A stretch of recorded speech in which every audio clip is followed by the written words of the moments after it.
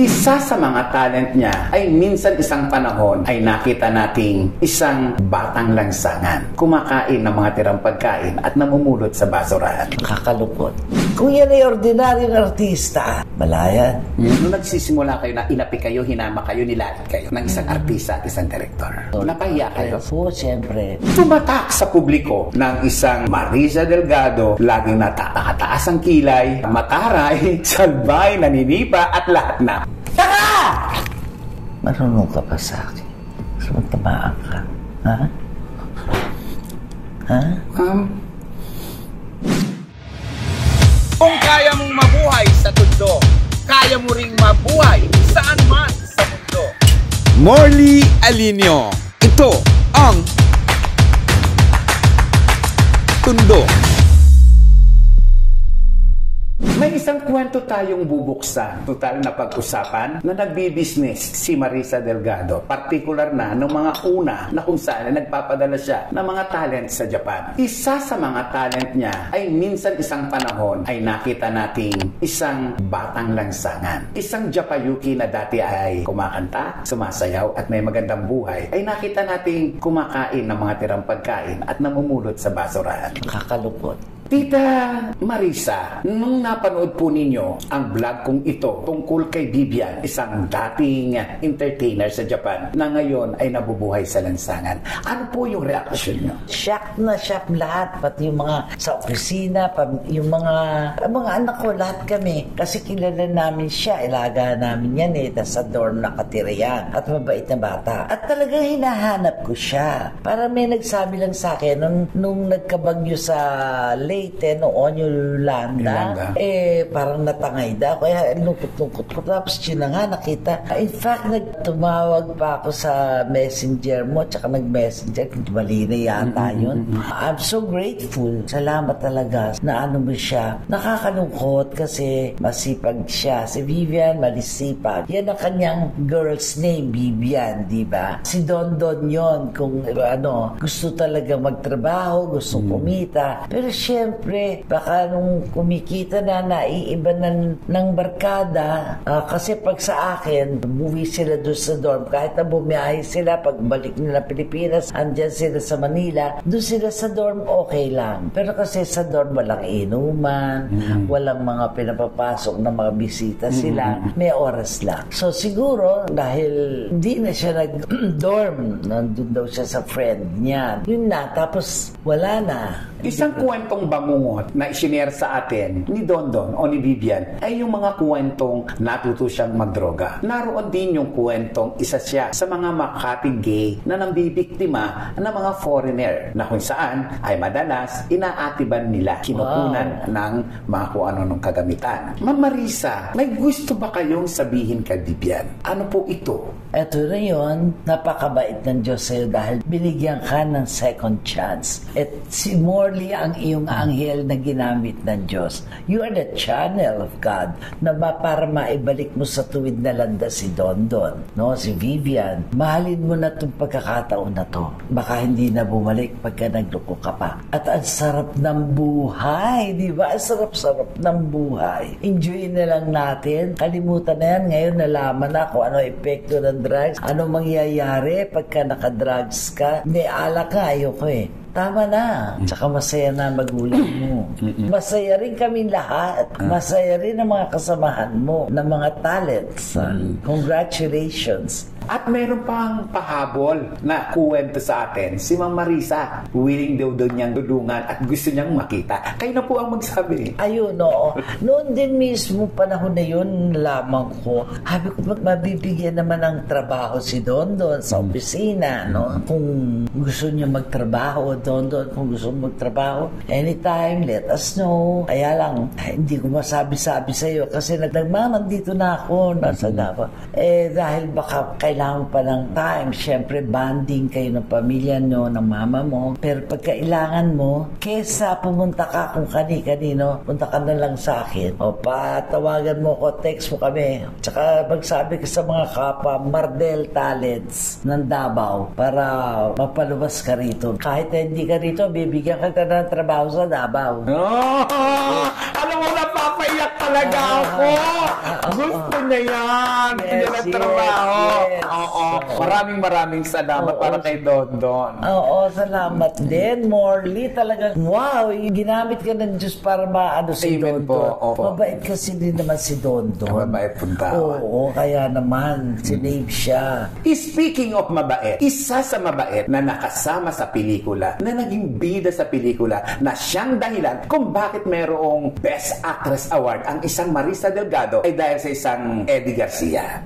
Ano po yung masasabi ninyo na ang dati nyong leading man na si Eddie Garcia ay hindi lang institusyon, kung hindi history rin siya ng Pilipinas, kung saan ang pangalan niya ay isang law, Eddie Garcia Law. Ano po masasabi niyo dyan? Ay, siyempre, it has to take Eddie Garcia's life para matauhan ng mga tao sa industriya. Kami rin, kasama kaming mga artista na pahalagahan ang buhay namin na nakataya pag ginagawa. Nung pa, maraming walang pakialam kahit na may mga, lakad kayo dyan, nakapaa dyan sa mga ilog, di pa pampang. May mga boting, basag na bote. Ano to, kako? Baka, tapos sige pa. May basag na bote, baka kami matibo. Tapos mag-routine, mag-a-action ng hindi chinecheck kung merong matalas, may nakausling pa ako.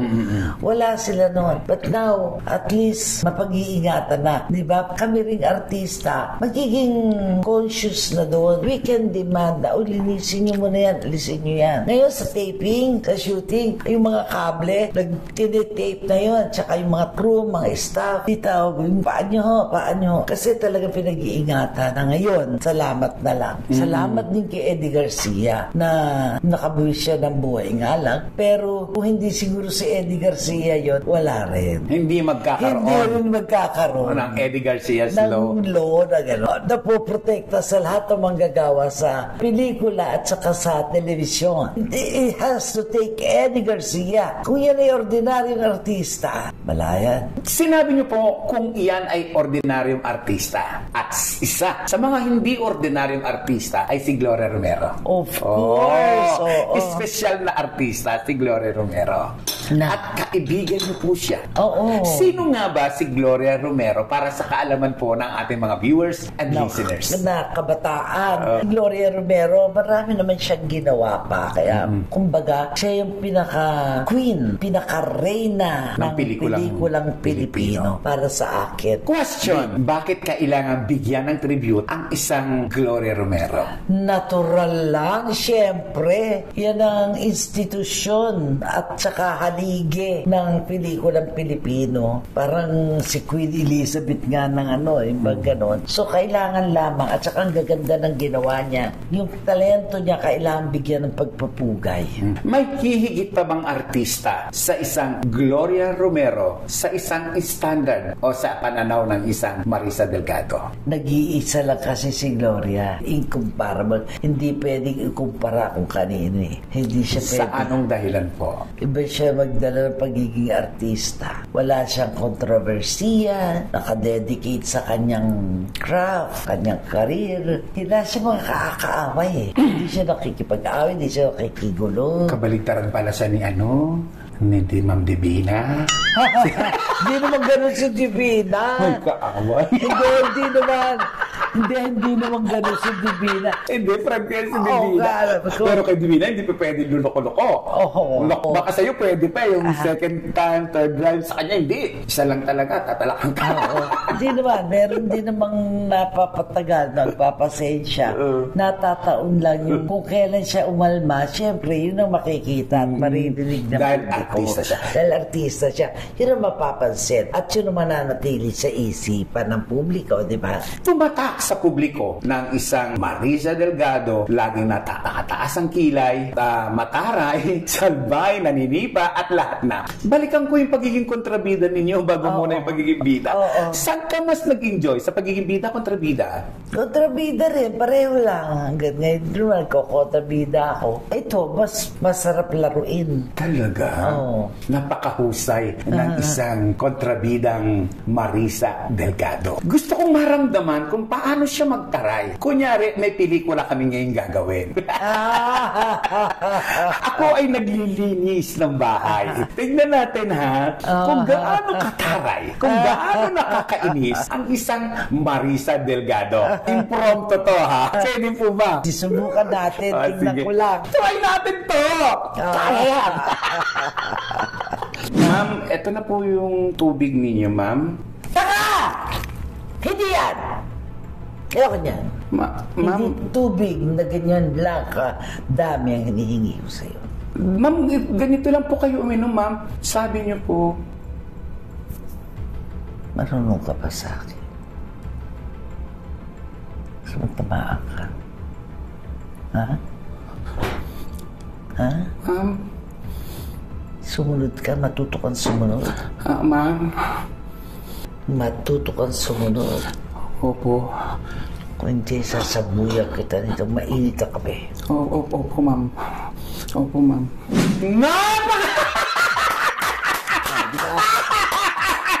Nakahusay na artista! Hindi ba? Impromptu ito. Saan po kayo mas nag-i-enjoy? Sa isa pong pelikulang walang script o naka-script? Siyempre, naka-script din para may guide. Pero kung walang script, at least okay din. Pero kasi ngayon, talagang sinusunod ng script. Hindi na pwede yung nag-a-adlib. Pwede din paminsan-minsan ad. Pero karamihan ng director ngayon, gusto nakasunod ka sa script. Minsan naman ang hirap, di ba? Mayroong mga dialogue na mahirap i-memorize. Hindi fluid, yung gano'n. Pero mayroon naman mga dialogue na sinusulat na ang daling matandaan. Parang yung probinsyano, lahat ang probinsyano, ang Batang Quiapo, walang script yan. Oo. Balikan pa natin ang iba pang kwento. Pero in fairness, sobrang proud po ako. Isipin ninyo, ang isang Marisa Delgado ay naka-eksena po. Ang galing mo nga umarte, natiyak ka na eh. Pero sa totoo lang po, sa hinaba-haba ng dekada ng inyong pagiging artista, naranasan nyo na ba, lalo na nung nagsisimula kayo na inapi kayo, hinama kayo, nilait kayo ng isang artista at isang director? Hindi naman. Wala naman sa director. Wala. Artista, mayroon. Minsan, pero bago-bago ko noon. Tsaka hindi sa set, pero maraming tao. Napahiya kayo? Oo, siyempre. Kailan to? May ano pelikula to? Pero nakalimutan ko na to. Ano yung eksena no na naalala ninyo na binastos kayo? Sinabihan ka ng hindi maganda? Wala lang, ayoko nang anuhin.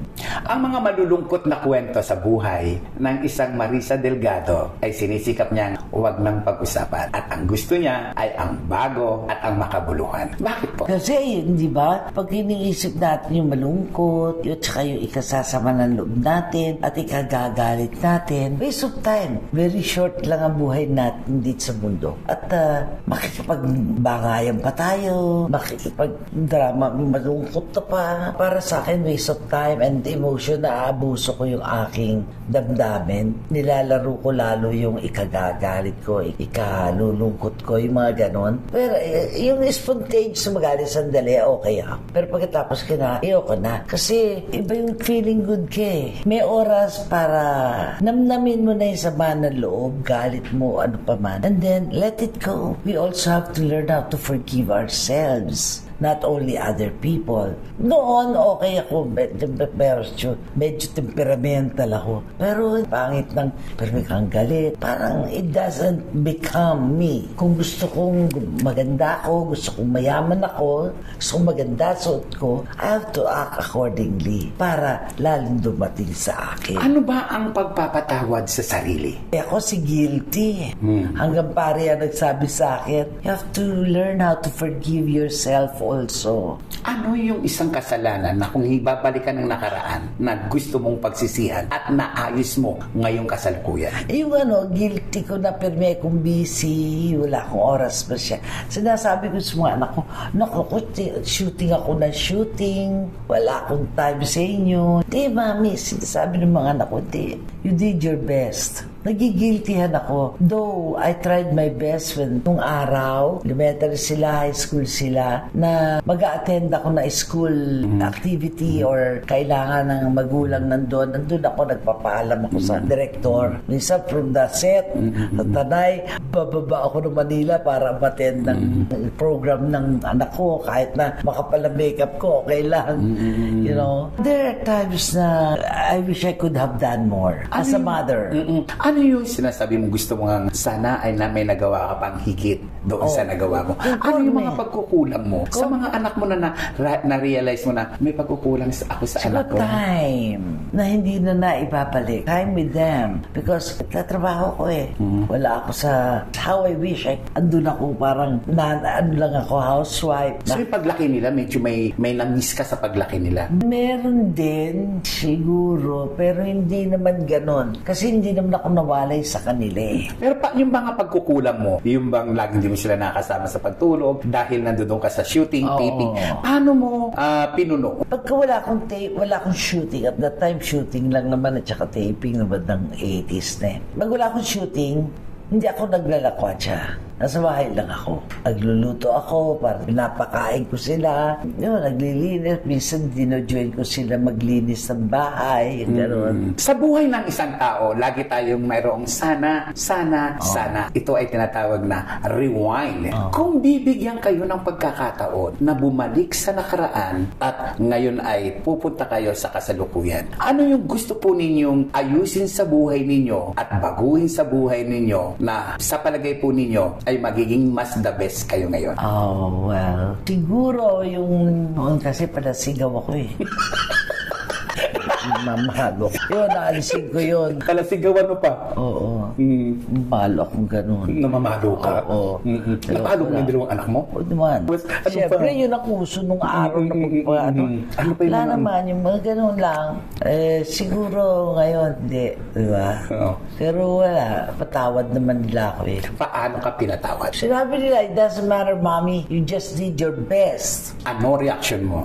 Lalo nakakaya, diba? O talaga, sorry, talaga. Mami, tumigil ka na ng drama mo. You did your best na alam mo. Kung ano ang alam mo noon eh. Malaking tulong ang mga anak ko sa pag-grow ko rin. I grew up with them. It's not just that they grew up. Marami akong natutunan sa kanila. Yan na nga, yung ganyan. Tsaka yung pagiging mahinahon, pagiging medyo reserve, yung gano'n.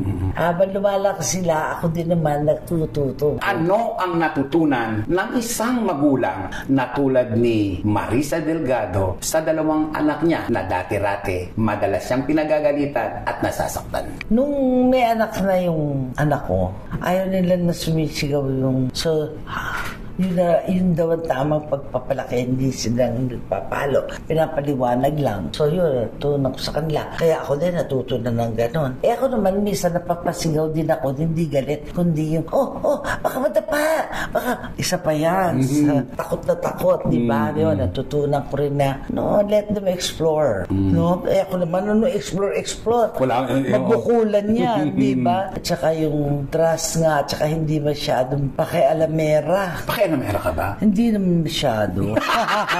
Pero yung parang masyadong ituturo mo bawat hakbang, we give them a chance, diba? To do it their way. Ang sabi nila, ang isang kasalanan, ang isang pagkukulang ay naitutuwid sa paraang pagsasabi ng sorry. Pagsasagawa, hindi pagsasalita. Yun po ba ang ginawa ninyo? Oo, talaga. Nakita ko yung mga actions nila, behaviors nila. And, ang galing ito mga ito. Nakakaya. Napagka, di ka pa aasta ng ayos. Para bang umayos ka dyan, ha? Sino si Marisa Delgado noon at Marisa Delgado ngayon? Pareho pa rin na mapagmahal. Para akong nanay, malambing. Noon lang, medyo pungangera ako. Ngayon, hindi na. Bakit kayo binabungangera? Ayoko na. Nakita ko na yung pangit at saka hindi pangit. So, pipiliin ko na hindi pangit. I want to grow also and I want to improve myself also as I grow older. Naitanong ko na ito kay Gloria Romero at sa iba pang mga artista. Ang question na ito ay, kung totoong may reincarnation, mamamatay tayo ngayon, mabubuhay tayo sa susunod na henerasyon. Gusto niyo po bang isang maging Marisa Delgado ulit kung sakaling mayroong reincarnation? Yes. At bakit po? Gusto ko talaga artista at saka iba talaga. At saka siguro by that time, big star ako. Hindi artista lamang. I wanna be a star. May difference yun. But anyway, I'm so happy pa rin ngayon. Kahit na artista ako. Iba yung pakiramdam ng artista. Hindi yung pakiramdam dahil nasa fame and glory and all. Feeling, marami ka natatouch na emotion mo nag-aagalaw. Sinabi niyo po na gusto maging isang big star at ayaw niyo pong maging artista lang. Sa inyo pong posisyon, sa inyo pong kinalalagyan, nakausap ko po ngayon, isang direktang tanong, masasabi bang kayo ay kabilang sa isang artistang big star o artistang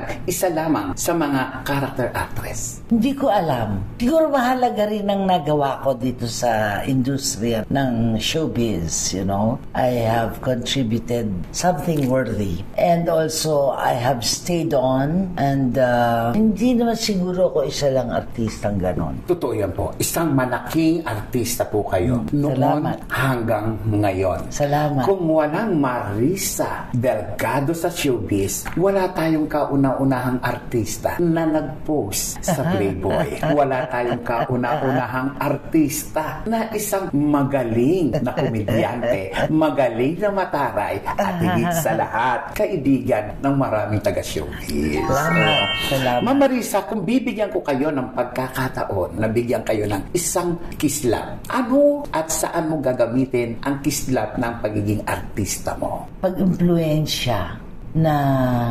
pagandahin ang edukasyon ng mga Pilipino. At bakit?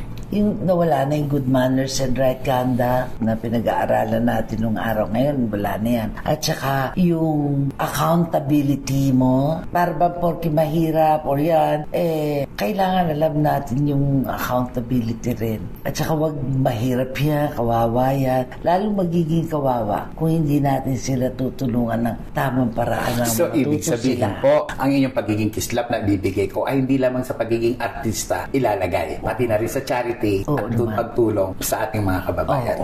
Napakaganda naman po. Thank you. Thank you. Among the sexy actress ngayon, sa Viva Max, sina Ivana Alawi, sina Andrea Torres, sa mga sexy actress, sino po sa palagay niyo yung masasabi niyong sexy na makikita niyo yung sarili niyo sa kanya nung panong sexy kayo at nag-post kayo? Ivan, ano yun? Ivana Alawi? Yeah. Nasa-sexy kayo sa kanya.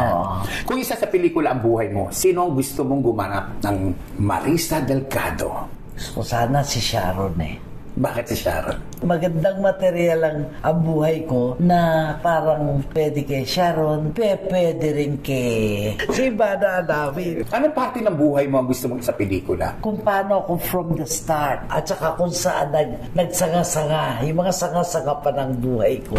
Ayun. Maraming salamat po. Salamat din, Morley. God bless you. Grabe! Ang saya-saya! Isipin mo, 30 minutes lang yung pinagpaalam ko. Pero inabot na kami na kung ilang oras at ang kausap ko, tumatawa, humahala ka. Kaya punong-puno ng kasiyahan kami rito. Sana kayo rin. Maraming salamat po. Ako po si Morley Alinio na nagsasabing kapag nabuhay ka sa tondo, mabubuhay ka saan mang panig ng mundo. yun na! Ang galing niya. Ang galing niyo. Thank you. Kung kaya mong mabuhay sa tondo, kaya mo ring mabuhay saan man sa mundo. Morley Alinio. Ito ang Tondo.